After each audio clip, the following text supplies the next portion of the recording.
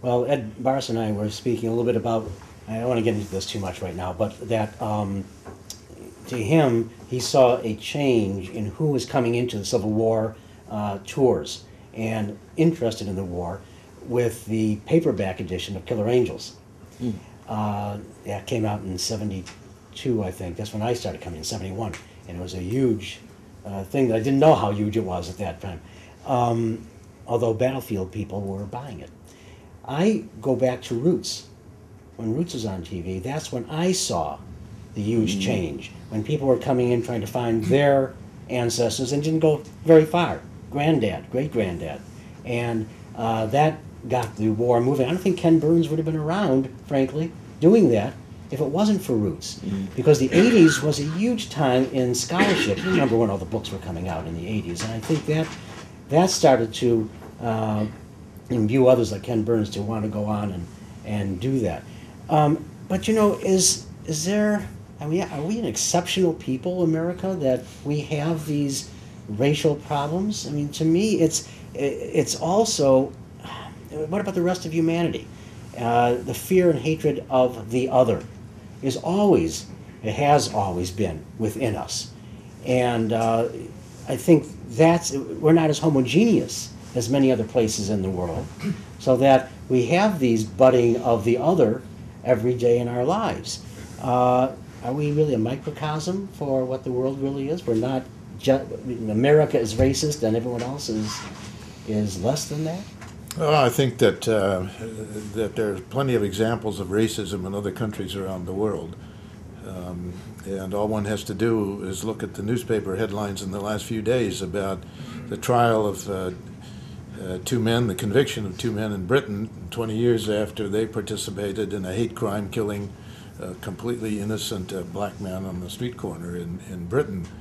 And that kind of thing goes on in other societies. I think you're right. You put your finger on something that inherent probably in all peoples is a fear of the other, the fear of the stranger, the fear of the outsider, whatever that outsider might be. In much of American history, that has been a white fear or hostility toward blacks. I think now, in recent years, we've seen it happening toward Hispanics. Right. And sometimes even other minority groups, Asians in some cases as well. And it's happened to Muslims going into France or Britain or Holland. Or even in the United States. But I think you also said we're not a homogeneous people and have not been for most of our history. And I think in a way that means that Americans have had to come to grips with a multiracial society and a multicultural society from virtually the very beginning, and despite the violence and conflict that has characterized that, we probably have managed that as well, or maybe even better than most other societies.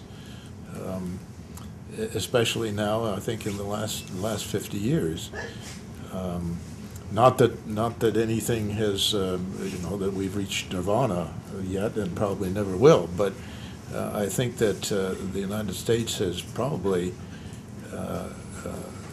dealt with these things, has managed to assimilate one minority group after another into the dominant society in a probably more successful way than many other societies. Yeah, it's interesting because this is what I'm thinking about for my presidential address for the Southern History Society Association next November. So that's sort of the theme I'm going to be running is the South of the Southern Stranger, starting with 2 essays by Jim and one by Sheldon Hackney on where my intellectual origins came on the South. And I'm very concerned, instead of just the world, certainly when I went to graduate school, at the end of the civil rights movement, we had this image, even I think the textbooks and writings of American historians showed it was like you take a map of the United States and you tilt it and all the evils are rolled down into the American South. And it's interesting, that image has changed. I've seen it in my lifetime, and so people will talk about good race relations now. You see it in the movies.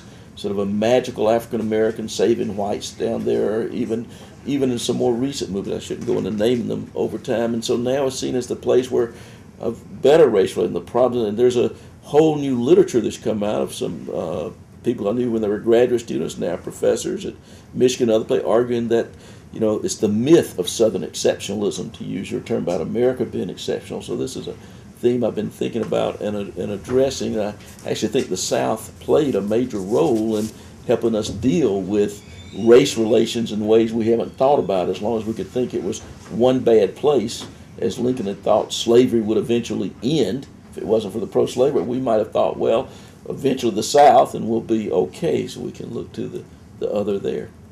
I would be remiss if I didn't mention that there are a couple of books that can be signed for you. A new book that Vernon has come out with, The Essential Lincoln, and Helen Wang, and I should have gotten this right in front of me, but I didn't, but it's about 177 pages, and it's edited by you, Speeches and Correspondence of Lincoln, and Tried by War, which is on our archive if you want to see Jim McPherson and myself talking about this. It's a wonderful book. It's an essential book, and won a prize because of that as well.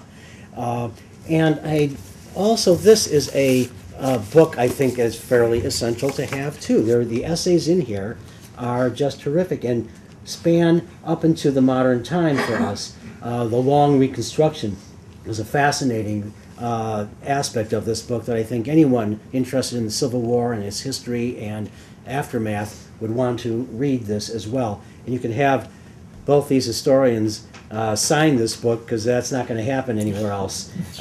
So that's right now you could get that done, and we'll try to have you sign a few together. So if you're watching in the archive, hopefully we'll have a few of these left as well. Very briefly, what was left out? I hate to say this in front of my mentor, but the military, probably, because I was challenged. It sounds strange for a small book like that. It may have been the hardest I had to do. I was challenged to take everything that we know of that Lincoln had written and choose the 30 most important documents showing change over time. You really couldn't do that, and Jim's book does a great job of that in his ideas on the military. So that's what I really had to leave out, and I was focusing on other issues of nationalism of America. What was the theme or themes that you were going through?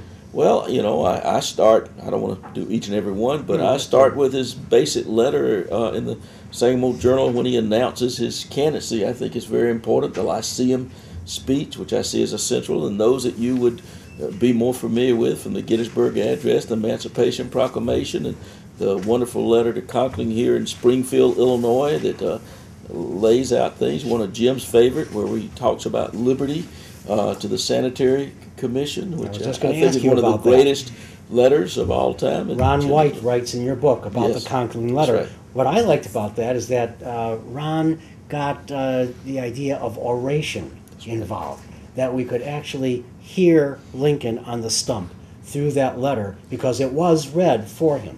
Well, he actually initially wrote it to deliver as a speech. And then he just was too preoccupied with running the war to go out to Springfield. And he writes a note to his friend and says, "You are one of the best readers I know." I paraphrase, of course. "Read this letter slowly," which is something I need to remember when I talk. But I think that's Lincoln trying to do it, and it's I think it's one of the major letters to get at Lincoln's transformation. That's Stoddard, who was erstwhile secretary, more of a clerk, who was brought over for usage. Stoddard was there when Lincoln was writing it, and Lincoln wanted him to hear that speech. And from Stoddard's memoirs, we get a chance to hear Lincoln. And that's in Ron White's as well. How did Lincoln's views, here's a big question right at the end of how did Lincoln's views change on equality, do you think? Or did they? Did he always have this? Did he change? Was he able to adapt? Tell us about our man here in the shop.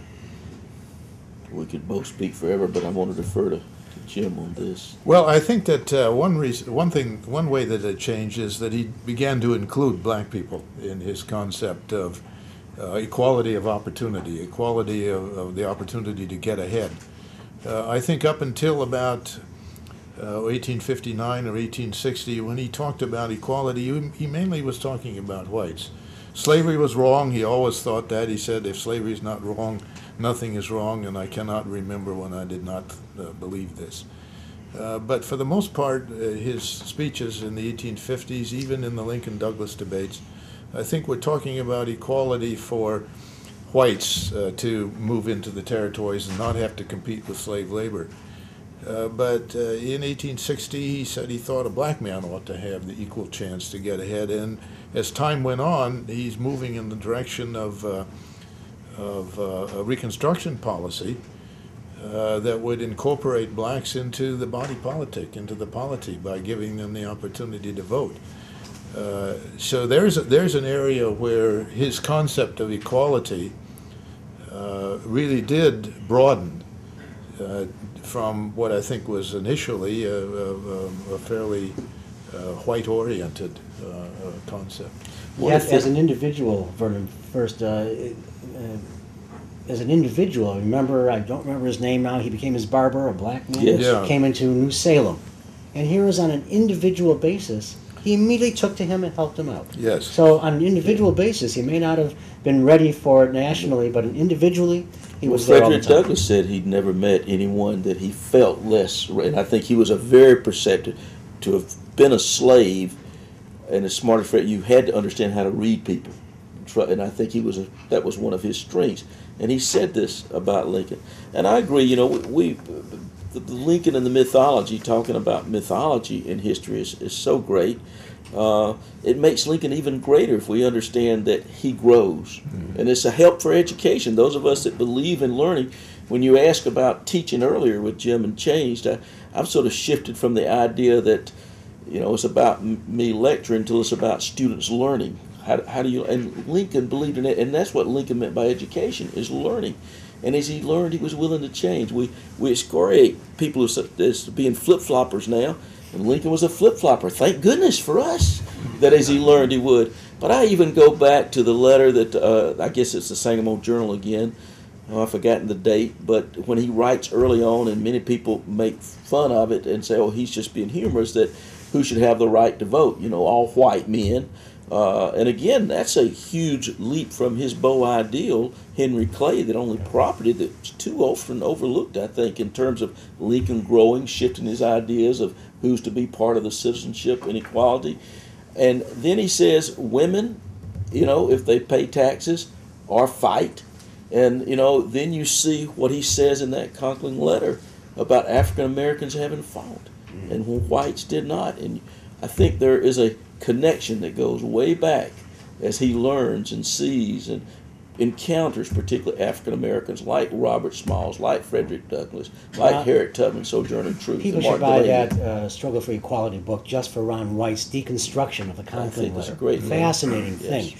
I'm sorry, there was a question you had maybe a half hour ago, didn't you? Yes? Me? Yes?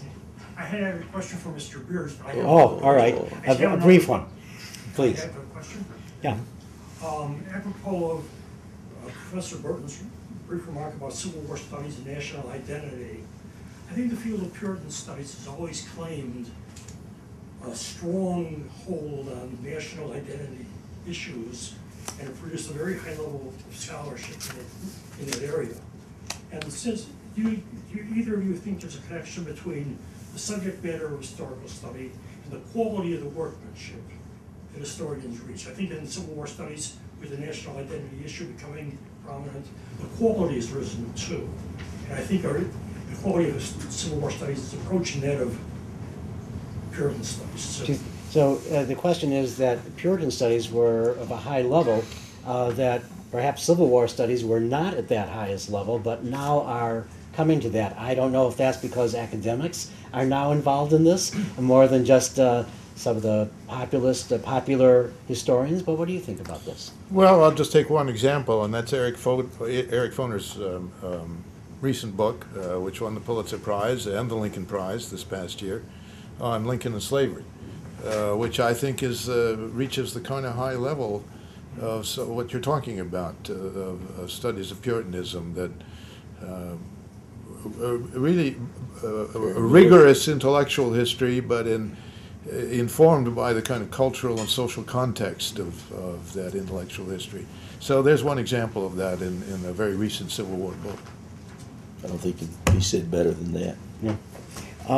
We have unfortunately come to the end of this, and I had dozens of more questions, frankly, and you're going to have to go into some of these books for that, about Populus. We call Populus the last of Lincoln's people. That's explained in here. Lincoln is a Southerner. You mentioned a bit of that before, because he lived as a Southern man, a Southern husband, Southern father, and you argue that his authentic Southernness and Southern sense of honor empowered his conduct in the Civil War. That's in this book that you might want to read about. I was going to ask you about defining the age of Lincoln, but go back to your old archive for that. That was the age of Lincoln. Yeah, yeah, exactly. I didn't make the So authors write there are my other book. things too. The soldier's role, and Wendell Phillips is fascinating, Yes. and how he got into labor and industrial titans and the problems that we're having there that seem very much like today's problems, the 1% versus the 99%. So there are many articles, essays in here that are going to be very productive to us that are interested in the Civil War. We've talked about Jim as a Civil War historian, but he's also a great essayist, and I would encourage people to look sometime. It was a Woodrow Wilson quarterly where you wrote the essay that sort of tied the Civil War and the Civil Rights Movement today together, and then as president of the American Historical Association, he made the best arguments, it seems to me, of how history is important in decision making and the problems you can get into with that as well. And so I would encourage people in the book that we did in honor of Jim, his Festschrift, that they look at that latter section to see how our Civil War sectional conflict ties in today with issues that we're involved with in race in America today, that long civil rights movement.